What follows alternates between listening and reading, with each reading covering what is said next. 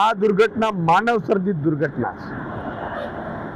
સૌરાષ્ટ્રથી મધ્ય ગુજરાતના જોડતો બ્રિજ જે પાદરાના મુંજપરા પાસે ગંભીરા બ્રિજ છે એ તૂટી પડ્યો અને 4 વાહનો, ટ્રકો અને પિકઅપ વાન સહિત 4 વાહનો નદીમાં ખાબકી પડ્યા. અત્યારે જે સમાચાર મળી રહ્યા છે એમાં 2 ના મોત થયા છે. 3 લોકોના રેસ્ક્યુ કરાયા છે.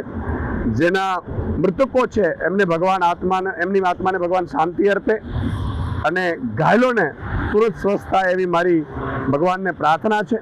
પણ એક આમ આદમી પાર્ટીના એક સૈનિક તરીકે મારી એક સવાલ છે સરકારને, ભાજપના નેતાઓને. ટેક્સ જનતા ભરે.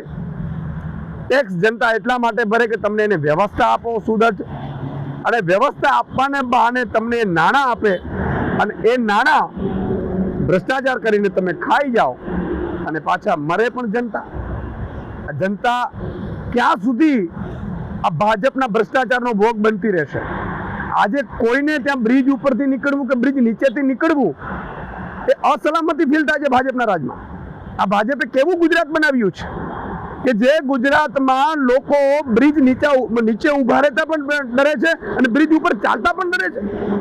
યાર, બ્રિજના બ્રિજ તૂટી જાય અને એ પણ ગંભીર રીતે 2 ભાગ થઈ જાય બ્રિજના, ત્યાં સુધી એમણે એક તો ભ્રષ્ટાચાર કર્યા, બીજા નંબરમાં એ જર્જરિત બ્રિજ છે કે નહીં એની ચકાસણી કોણ કરશે? એ જર્જરિત તો વાહન વ્યવહાર બંધ કેમ ન કર્યું? આ તમામ સવાલ સરકારની સામે ઉપસ્થિત થઈ રહ્યા છે. અમે નિષ્પક્ષ તપાસની માંગ કરી રહ્યા છીએ અને બીજી વાર કોઈ પણ નાગરિકનો આવી રીતે મોત ન થાય એની પણ અમે સુદૃઢ વ્યવસ્થા થાય એવી માંગ કરી રહ્યા છીએ. અને સાથે સાથે મુખ્યમંત્રીને કહેવા માંગીએ છીએ કે માત્ર ભોળપણથી રાજ્ય નથી ચાલતું, ભોળપણથી ઘર પણ નથી ચાલતું.